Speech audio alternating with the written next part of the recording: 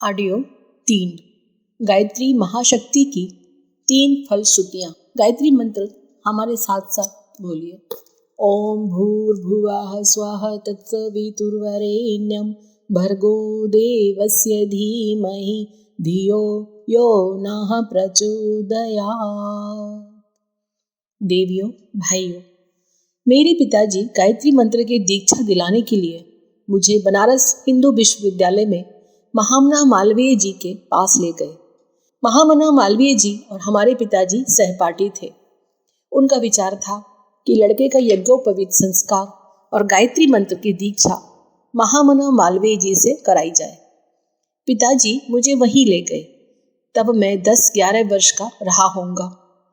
मालवीय जी के मुंह से जो वाणी सुनी वह अभी तक मेरे कानों में गूंजती है। हृदय के पटल और मस्तिष्क पर वह जैसे लोहे के अक्षरों से लिख दी गई है, जो कभी मिट नहीं सकेगी। उनके वे शब्द मुझे ज्यों के त्यों याद हैं, जिसमें उन्होंने कहा था, भारतीय संस्कृति की जननी गायत्री है। यज्ञ भारतीय धर्म का पिता है। इन माता पिता की हम सभी को श्रवण कुमार की तरह से कंधे पर रखकर सेवा करनी चाहिए। गायत्री मंत्र बीज है और इसी से वृक्ष के रूप में सारा का सारा भारतीय धर्म विकसित हुआ है।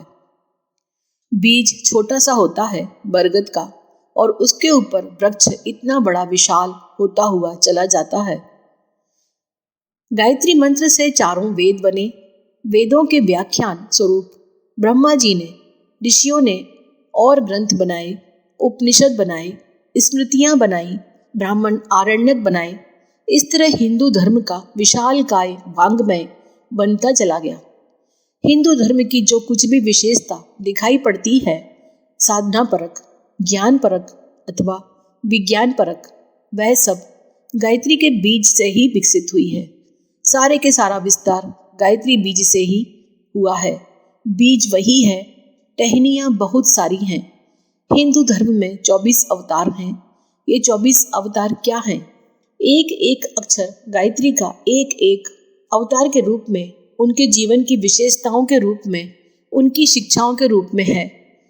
हर अवतार एक अक्षर है गायत्री का, जिसमें क्रियाएं और लीलाएं करके दिखाई गई हैं। उनके जीवन का जो सार है वही एक एक अक्षर गायत्री का है। हिंदू धर्म के 2 अवतार मुख्य हैं। एक का नाम राम और दूसरे का कृष्ण है। रामचरित का वर्णन करने के लिए वाल्मीकि रामायण लिखी गई, जिसमें 24,000 श्लोक हैं और प्रति 1,000 श्लोक के पीछे संपुट लगा हुआ है गायत्री मंत्र के एक अक्षर का। श्री कृष्णचरित भागवत में लिखा है, श्रीमद् भागवत में भी 24,000 श्लोक हैं और 1,000 श्लोक के पीछे गायत्री मंत्र के एक अक्षर का संपुट लगा हुआ है। अर्थात गायत्री मंत्र के एक अक्षर की व्याख्या 1,000 श्लोकों में। रामचरित हो अथवा कृष्णचरित, दोनों का वर्णन इस रूप में मालवीय जी ने किया कि मेरे मन में बैठ गया कि यदि ऐसी विशाल गायत्री है तो मैं खोज करूंगा उसकी, और अनुसंधान करके लोगों को यह बताकर रहूंगा कि ऋषियों की बातें, शास्त्रों की बातें सही हैं क्या। स्तुता मया वरदा, कामधेनु, पारस, कल्प वृक्ष आदि जो लाभ गायत्री उपासना के बताए गए हैं, उसके लिए मुझे जिंदगी का जुआ खेलना ही पड़ेगा और खेलना ही चाहिए। मित्रों, 4-5 वर्ष में ही मेरी इच्छा भगवान ने पूरी कर दी। मेरे गुरु मेरे पास आए और उन्होंने जो बातें बताई, उससे जिंदगी का मूल्य मेरी समझ में आ गया। जिंदगी का मूल्य और महत्व समझकर मैं चौंक पड़ा कि 84 लाख योनि घूमने के बाद मिलने वाली यह जिंदगी मखौल है क्या? इसके पीछे महान उद्देश्य छिपे हुए हैं। भगवान ने यह मौका दिया है एक इंसानी जिंदगी हमारे हाथ में दे करके, पर क्या हम और आप उसका इस्तेमाल कर पाते हैं? मालवीय जी ने मुझे सबसे कीमती एक ही बात बताई थी कि गायत्री मंत्र का संबल आप पकड़ लें तो पार हो सकते हैं। वे मेरे दीक्षा गुरु हैं और आध्यात्मिक गुरु वह हैं जो हिमालय पर रहते हैं। उन्होंने बताया कि जिंदगी की कीमत समझ, जिंदगी का ठीक इस्तेमाल करना सीख। जिंदगी की कीमत मैंने पूरे तरीके से वसूल कर ली है। एक एक सांस को इस तरीके से खर्च किया है कि कोई इल्जाम मुझ पर नहीं लगा सकता कि आपने जिंदगी के साथ मखौल किया है, दिल्लगी बाजी की है। जीवन देवता पारस है, अमृत है और कल्प वृक्ष है। इसका ठीक से इस्तेमाल करता हुआ मैं पास चला गया और वहां से चलते चलते अभी 55 साल की मंजिल पूरी करने में समर्थ हो गया। क्या क्या किया, क्या क्या पाया, कैसे पाया। मैं चाहता हूँ कि चलते चलाते आपको अपने भेद और रहस्य बताता जाऊं कि गायत्री मंत्र कितना सामर्थ्यवान है। यह इतना कीमती है कि मात्र माला घुमाने की कीमत पर इसके लाभ प्राप्त नहीं किए जा सकते। इसके लिए कुछ ज्यादा ही कीमत चुकानी पड़ेगी। ऋषि गायत्री मंत्र के बारे में क्या कहते हैं, शास्त्रकारों ने क्या कहा है, यह जानने के लिए मित्रों मैंने पढ़ना शुरू किया और पढ़ते पढ़ते सारी उम्र निकाल दी। पढ़ने में क्या क्या पढ़ा, भारतीय धर्म और संस्कृति में जो कुछ भी है वह सब पढ़ा। वेद पढ़े, आरण्यक पढ़ी, उपनिषदें पढ़ी, दर्शन पढ़े और दूसरे ग्रंथ पढ़ डाले। देखूं तो सही गायत्री के बारे में ग्रंथ क्या कहते हैं। खोजते खोजते सारे ग्रंथों में जो पाया उसे नोट करता चला गया। पीछे मन में यह आया कि जैसे मैंने फायदा उठाया है दूसरे भी फायदा उठा लें तो क्या नुकसान है। उसे छपा भी डाला, लोग उससे फायदा भी उठाते हैं।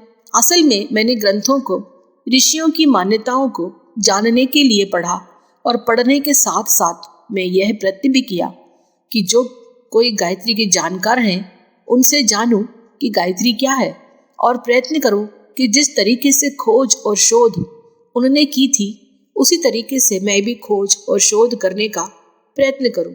मैंने पढ़ा है कि एक आदमी बहुत पहले हुआ था जिसने गायत्री में PhD और D.Litt किया था। कौन था? उसका नाम था विश्वामित्र। विश्वामित्र उस व्यक्ति का नाम है जिसको जब हम संकल्प बोलते हैं तो हाथ में जल लेकर गायत्री मंत्र से पहले विनियोग बोलना पड़ता है। आपको तो हमने नहीं बताया। जब आप आगे आगे चलेंगे, ब्रह्म वर्चस्व की उपासना में चलेंगे, तब हम गायत्री के रहस्यों को भी बताएंगे। अभी तो आपको सामान्य बाल बोध नियम भर बताए हैं जो गायत्री महाविज्ञान में छपे हैं।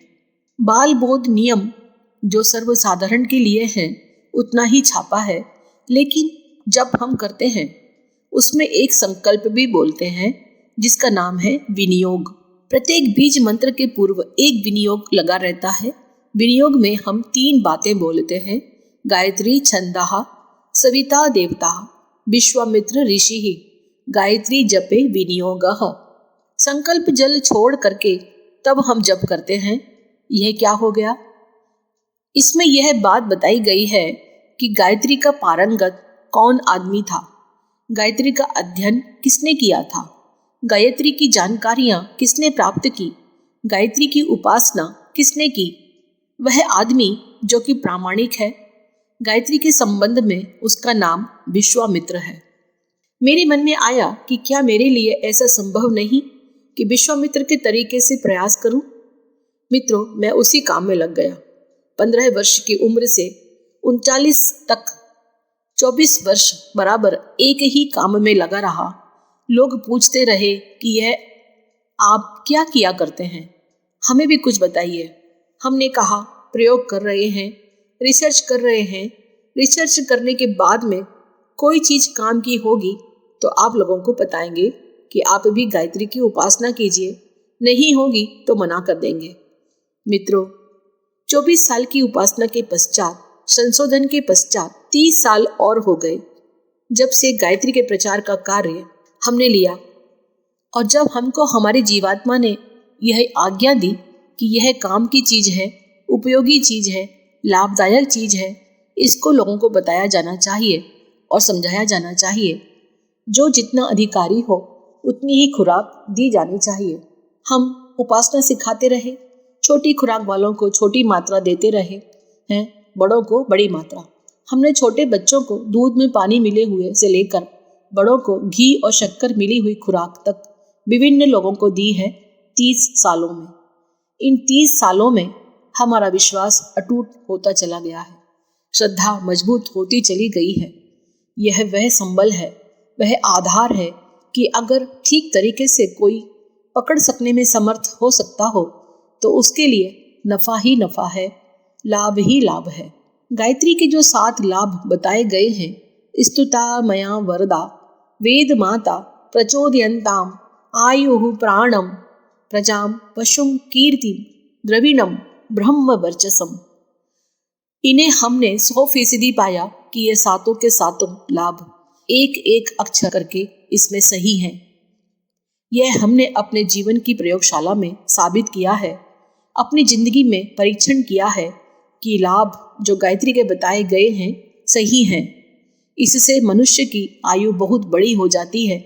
कितनी बड़ी हो जाती है बेटे, हम कुछ कह नहीं सकते, पर हमारे गुरु के बारे में ये अपना विश्वास है कि उनकी आयु 600 वर्ष से कम नहीं हो सकती।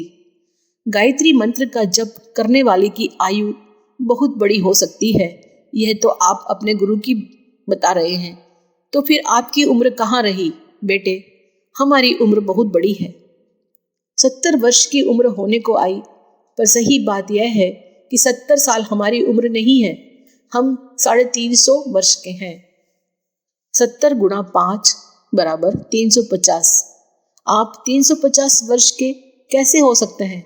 हम इसलिए हुए कि 5 आदमी मिलकर के जितना काम करते हैं उतना काम हमने अपनी जिंदगी में किया।